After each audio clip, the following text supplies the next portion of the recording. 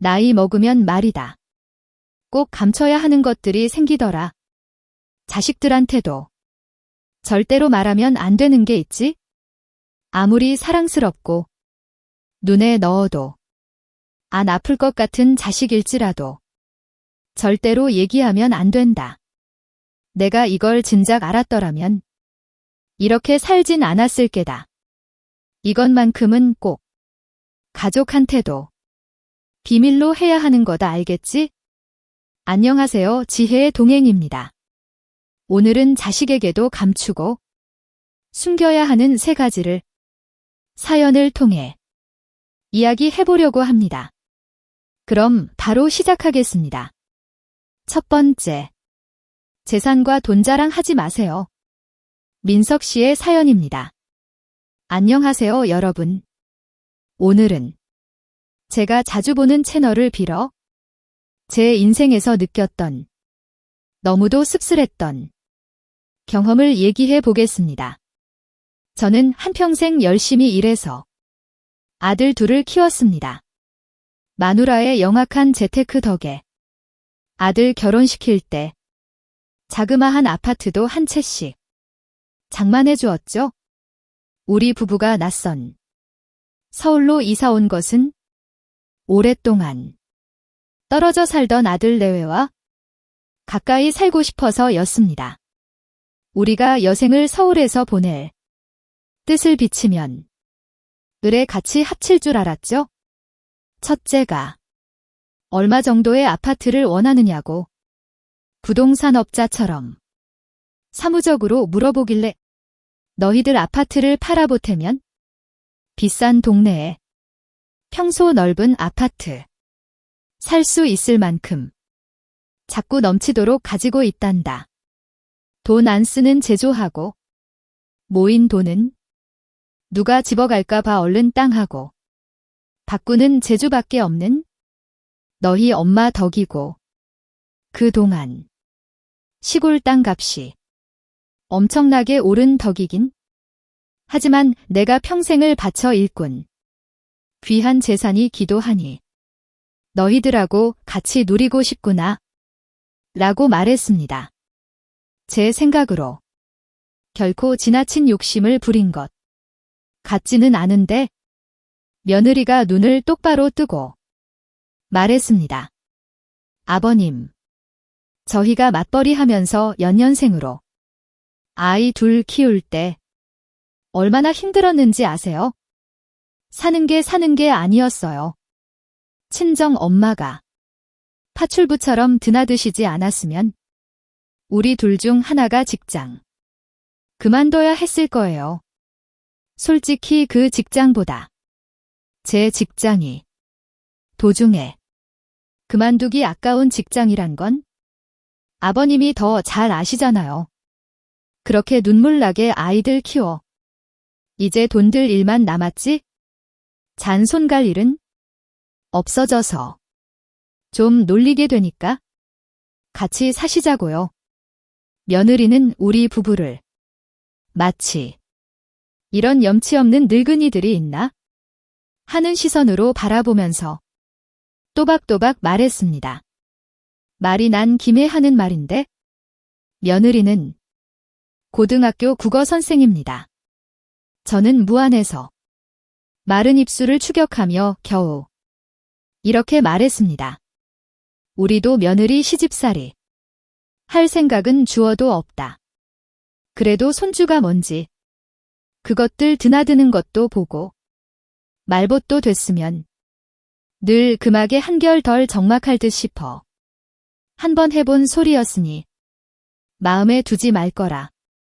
아버님, 이왕 이렇게까지 말이 나온 김에 제가 어려운 부탁 하나 해도 될까요? 아버님은 쭉 지방에만 사셔서 잘 모르시겠지만 지금 우리 사는 아파트가 얼마나 후진 아파트인지 아세요? 처음에 사주실 때 조그만 안목을 높여 사주셨더라면 투자 가치도 있었을 텐데 영 아니거든요. 우리 동네처럼 안 오르는 동네는 처음 봤어요. 왜 그런 줄 아세요? 학군이 안 좋고 학원도 좋은 학원이 없기 때문이에요. 맞벌이까지 하는 우리가 어떻게든지 우리 힘으로 그놈의 동네를 얻어놔야 하는데 과외 공부비 때문에 돈을 모은다는 건 엄두도 못 낸다니까요. 아버님은 이제 좋은 동네에 사시고 싶으신가 본데요. 저희는 오죽하겠어요. 그러니까 합쳐 살 돈을 쪼개서 좋은 동네에 아파트를 2채 장만하는 게 어떻겠어요. 물론 지금 사는 저희 아파트는 처분해서 보태야죠. 보태고 말고요. 보태 필요 없다. 후진 아파트가 얼마나 한다고. 그거 팔아서 애들 교육에 더 신경 써라. 그러자 아들이 물었습니다. 아버지, 대체 땅값이 얼마나 올랐길래 그러세요? 그래서 저는 아들과 며느리에게 재산을 솔직하게, 아니 고마운 줄도 모르는 며느리가 괘씸해서 조금 더 과장해서 얘기했습니다. 그러자 아들과 며느리는 눈이 휘둥그레졌죠. 이렇게 해서 며느리가 봐놓은 학군, 좋은 아파트 단지, 아파트 2채를 사게 되었습니다. 우린 2 늙은이가 살 거니까? 아들네는 내 식구가 살 거니까? 40평이 넘는 것으로 했습니다. 일이 그렇게 가닥을 잡자 일사천리로 진행이 잘 되었습니다. 같은 단지라 해도 대단지라 얼마든지 떨어져서 장만할 수도 있었고 며느리는 그러고 싶은 눈치가 역력했지만 우리도 배알이라는 게 있는 늙은이이고 또 칼자루를 쥐고 있다는 배짱 때문에 앞 베란다에서 뒤 베란다를 바라볼 수 있는 앞뒤 동으로 정할 수가 있었습니다. 마누라는 그런 소리를 어디서 들었는지 영국에서는 수프가 쉽지 않는 거리가 따로 사는 부모와 자식 간의 이상적인 거리라고 좋아했습니다. 저는 마누라에게 그런 소리는 입 밖에도 내지 말라고 윽박질렀습니다. 왜냐하면 며느리가 가끔이라도 따뜻한 음식을 해 날라야 할 것 같은 부담을 느끼기에 알맞은 소리였기 때문이었습니다. 그 대신 저는 불빛을 확인할 수 있는 거리라는 말을 썼죠. 나도 배가 될까봐 지척에 살 생각은 없었다. 그러나 늙은이 일은 모르는 일. 더군다나 우리 2 늙은이 중 하나가 죽으면 너희가 부담을 안 느끼려야 안 느낄 수 없게 될 터. 매일 문화는 못할지언정 불빛으로라도 오늘도 늙은이들이 살아있구나 확인하고 싶은 게 자식된 도리가 아니겠냐? 우리도 너희 집 창문에 불이 켜지면 내 새끼들이 오늘도 무사히 집으로 돌아왔다는 신호로 받아들이고 편안한 잠자리에 들 거 아니냐? 서로 불빛을 확인할 수 있는 거리에 산다는 것. 바쁜 자식과 할 일 없는 늙은이끼리 이보다 더 좋은 소통의 방법은 없을 것 같구나. 그러며 아버님 어머님 적적하실 때 저희 집에 자주 놀러 오세요. 예찬이랑 예슬이도 좋아할 거예요. 예찬이랑 예슬이는 큰 아들의 아들과 막내딸 이름입니다. 평소 약간의 비아냥거림이 섞인 말은 손톱도 안 들어가게 야물딱지기만 한 며느리였지만 재산을 얘기한 이후로 저를 대하는 태도가 달라졌습니다. 이런 자세한 속사정까지 알리 없는 동창들은 제가 아들네하고 불빛을 확인할 수 있는 거리에 살게 됐다는 소리만 듣고도 개걸스러울 정도로 부러워했습니다. 자식이 그 정도로만 부모하고 가까이 살자고 해도 효자라는 거였습니다. 게다가 한 달에 한두 번은 꼭꼭 우리 부부를 초대해서 손자들과 함께 저녁 식사를 같이 하도록 했습니다. 아이들은 남매인데 잘 길러 건강하고 청결하고 예에 발랐습니다. 그런 얘기를 동창회에 서 하면 당연해 보이는 일까지 샘들을 내곤 했죠. 과외 공부에 바쁜 애들을 조부모와 같은 식탁에 앉힌다는 게 그것도 정기적으로 그건 보기 드문 효도라는 거였습니다. 효자 아들 두었다고 부러워하는 소리가 그냥 해보는 위로의 말이 아니라 정말 부러워한다는 걸 알게 된 저는 남의 이목이 뭔지 얼떨결에 모범적인 노후 설계를 한 것처럼 자족하게 되었습니다. 으쓱하기까지 했죠? 그러던 어느 날 둘째가 다급하게 우리 집에 찾아왔습니다. 어머니 형 아파트 사주셨다면서요. 장남이라고 차별하는 거 너무하신 거 아니에요? 저희도 아이들 키우느라 빠듯한 거 뻔히 다 아시면서 요새 장사도 잘 안 돼서 진짜 죽겠다고요. 너는 오랜만에 엄마 보고 한다는 소리가 돈 얘기냐. 그리고 장사 안 되는 게 우리 탓이야. 어째 나한테 돈 맡겨 놓은 사람처럼 얘기하는구나. 아버지 어머니 저 한 번만 도와주세요. 진짜로 거리에 나 앉게 생겼다고요? 둘째는 먼저 첫째를 찾아갔던 모양입니다. 형한테 돈을 빌려달라고 하자 재산 이야기를 하며 부모 님께 잘 말씀드리라고 했다고 합니다. 사실 이제 남은 재산이라곤 생활비 몇 푼과 이 집뿐인데 둘째 딱한 사정을 외면 할 수 없었습니다. 그래서 그 집을 팔고 같은 동 아래층 월세로 들어갔죠. 좀 더 저렴한 곳으로 이사할까? 고민도 했지만 자식과 동창, 체면 때문에 그럴 수 없었습니다. 일단 그렇게 둘째 급한 불은 껐습니다. 하지만 그 이후로 첫째 내 저녁 식사 초대가 점점 줄어들더니 이제는 아예 연락도 없습니다. 처음에는 바빠서 그런가 보다 하다가 걱정돼 먼저 연락해 안부를 묻고 슬쩍 요새 너희 식구들이 늦게 들어오는 것 같더라 했더니 아이들은 과외 때문에 들어오는 시간이 워낙 들쭉날쭉하고 저희는 피곤하면 집에 가 밥해 먹기 귀찮아 서로 약속해서 밖에서 먹고 들어가는 날이 많네요. 라고 했습니다. 그 말투에 대면 암이 감시당하기 싫다는 의사표시 같아서 저는 그럴 때는 우리한테 와서 먹고 가지 그러냐 하고 싶은 걸 꾹 참았습니다.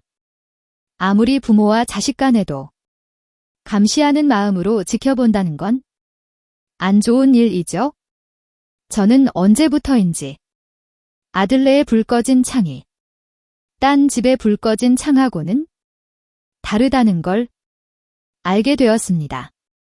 칠흑이 아니라 모닥불의 장관 같은 불확실한 밝음이 깊은 데서 일렁이고 있는 것 같은 느낌이었습니다.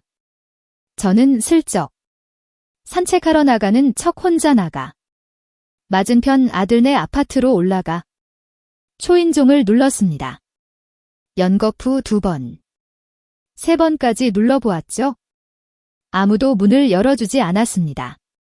그쯤에서 조용히 물러나려고 엘리베이터에 올라 1층을 누르는데 마침 아들네 앞집 805호에서 아기를 아는 여자가 툭 튀어나와 같은 엘리베이터를 타게 되었습니다.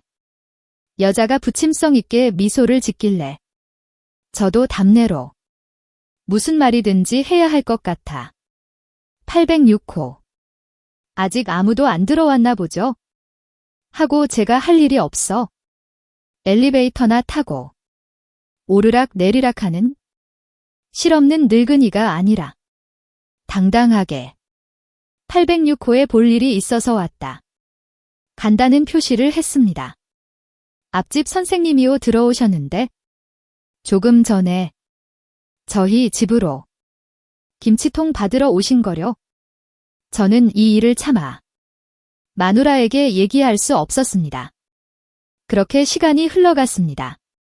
처음에는 자식들이 가까이 살면 서로 의지하고 지낼 것이라 믿었지만 첫째 아들, 가족과의 관계도 예전 같지 않았고 둘째 아들 역시 집안 형편을 이후로 계속해서 도움을 요청했습니다. 우리 부부는 어느새 자식들을 위해 모든 것을 내어주고 빈 껍데기만 남게 되었음을 깨달았습니다. 하지만 무엇보다 가슴 아픈 것은 자식들이 우리를 대하는 태도였습니다. 더 이상 우리를 존중하지 않고 마치 당연하다는 듯이 요구만 하는 그들의 모습에 깊은 상처를 받았습니다. 이제는 늦었지만 저는 이 경험을 통해 교훈을 얻었습니다.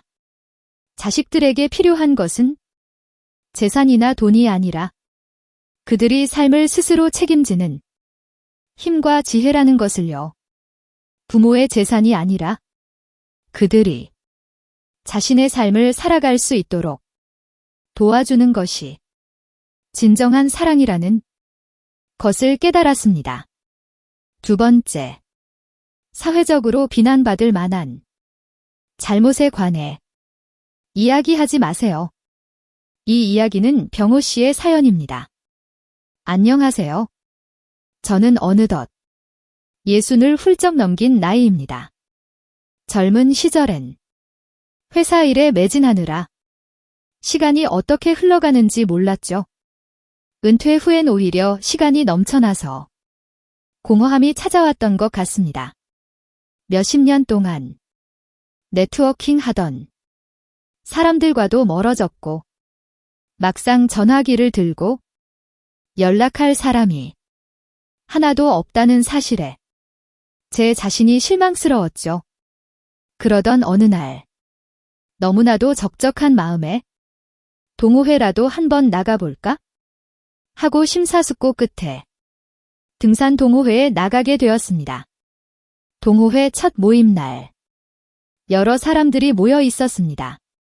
그중 유독 한 사람, 김 씨가 눈에 띄었죠. 저와 비슷한 나이대에 서글서글한 인상을 가진 사람이었습니다. 김 씨와 이야기를 나누다 보니 금방 마음이 통했죠. 참 오랜만에 이렇게 마음 맞는 사람을 만났네. 학창시절로 돌아간 것 같다. 라며 서로 농담하고 웃기도 했죠. 그렇게 우리는 자주 만남을 가졌습니다. 그러던 어느 날 우리는 이만 따로 등산을 가게 되었습니다. 그리고 산 정상에 올라 내려다본 풍경처럼 우리의 대화도 깊어졌죠. 하산 후 동네 작은 가게에서 막걸리를 한 잔 나눴을 때 저는 그만큼 김 씨를 믿고 있다는 것을 증명이라도 하듯 술김에 과거 이야기를 풀어놓았습니다. 그때 나도 참 어리석었지? 제가 술을 털어놓든 말했습니다. 하면 안 되는 불법 행위인 줄 알면서도 당시의 돈이 너무 절실해서 그런 짓을 했거든. 내가 어디 가서 이런 얘기를 할 수 있겠나? 자네니까 가능한 거지? 김 씨는 고개를 끄덕이며 저를 이해해주는 듯 보였습니다. 그러나 그날 이후 김 씨는 저와 거리를 두는 것 같았습니다. 제 연락을 피하고 만나려 하지 않았죠. 그렇게 어느 날 동호회 전기 모임에 나갔을 때였습니다. 들어서자마자 모든 시선이 저를 향했고 수군거림이 들렸습니다. 저 사람이야 그 사기꾼. 누구나 들을 수 있을 만큼의 소리였습니다. 김 씨가 제 과거를 동호회 사람들에게 퍼뜨렸던 것이 분명했습니다. 저는 그 사실이 너무나도 충격이었습니다. 믿었던 사람에게 배신당한 감정은 가슴이 찢어지는 듯 했습니다. 결국 저는 동호회를 탈퇴했습니다. 다시 혼자가 되었죠. 하지만 이 상황에서 한 가지 배운 것은 내 입에서 나간 건 절대로 비밀이 없다는 것입니다. 친할 때야 좋죠. 많은 걸 공유하고 내 모든 걸 알고 있으니. 하지만 수틀려서 서로 적이 되는 순간 내 모든 약점을 알고 있는 아군이 가장 무서운 적으로 돌변합니다. 가까운 사이에서 유대감을 돈독하게 하기 위해 가벼운 실수나 웃어 넘길 만한 자신의 단점을 이야기하는 것은 괜찮죠. 하지만 사회적으로 논란이 될 수 있는 행동이나 가족의 약점을 이야기하는 것은 하지 않는 것이 좋습니다. 관계가 악화되면 상대방이 이를 약점으로 이용해 협박할 수도 있고 상대방이 나를 미워할 명분을 제공하는 꼴입니다. 세 번째, 자신의 가치관을 강요하지 마세요. 가치관 하면 지영 씨 부부의 사연이 생각나는데요. 바로 시작하겠습니다. 안녕하세요. 저는 30대 김지영이라고 합니다. 저는 오랜만에 남편과 함께 시골 친정집을 찾았습니다. 친정집은 항상 편안하고 따뜻했지만 세월의 흔적을 고스란히 담고 있었죠. 우리가 없는 동안 수리를 못했던 자잘한 부분, 그리고 외벽의 페인트도 많이 벗겨져 있었습니다. 엄마, 우리가 페인트 칠 좀 해드릴게요. 남편과 저는 우선 외벽, 페인트부터 칠하기로 했습니다. 다음 날 돌아가야 하는 일정이라 마음이 급한 나머지 페인트 칠을 하다가 알게 된 사실은 우리 집에는 짧은 사다리밖에 없다는 것이었습니다. 그러다 보니 높은 벽 쪽은 손이 닿지 않았죠.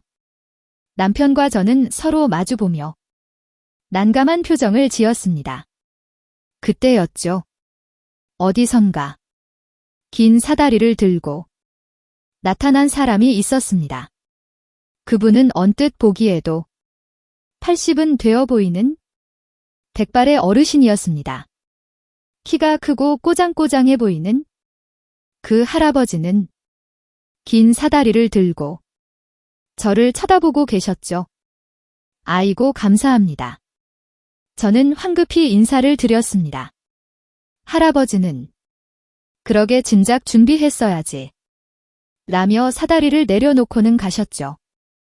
어르신의 뒷모습을 보며 저는 엄마에게 물었습니다. 저 할아버지 빌려 달란 말도 안 했는데 엄마는 빙그레 웃으며 대답하셨습니다. 저 꼰대 할배 안 보는 것 같아도 다 보고 있다. 어느 집에 뭐가 필요한지 뭐가 없는지 아마 다 알고 있을 기다. 저는 의아했습니다. 꼰대라니요 이렇게 친절하신데 엄마가 얘기하길 입만 열면 왕년에 잘 나가던 때를 떠벌리며 자랑이 늘어지거나 옆집 파란색 대문이 본인 마음에 안 드니 다른 색으로 바꾸라든지 잔디가 길면 동네 집값이 떨어지니 자주 깎으라는 등 동네방네 다니면서 참견을 해대니 자연스럽게 꼰대 할아버지로 동네에 소문이 났던 모양입니다. 까다로운 성격으로 주변 사람들 특히 자식들과는 오랫동안 연락이 끊겼다고 하죠. 우리에게는 아무런 대가 없이 필요한 물건을 필요한 때에 선뜻 빌려주는 참 좋은 할아버지 것만. 꼰대라니. 친절과 꼰대가 종이 한 장 차이구나 하는 생각이 들었습니다. 다 저 잘 되라고 하는 소리인데 정작 받아들이는 입장에서는 잔소리라고 생각하니 말이죠. 이런 분들을 유심히 보면 자기 세계관이 확고한 경우가 많습니다. 간단한 생활 방식부터 정치적 견해까지 다른 의견이 들어올 여지를 주지 않고 견고한 얼음벽을 쌓아 어떤 이야기나 상황이 와도 죄다 미끄러져 나가죠. 물론 자신만의 방식으로 오랜 시간 성취한 그 자부심은 존중받아야 마땅하지만 그 길이 모두에게 적합하다고 생각해서는 안 됩니다.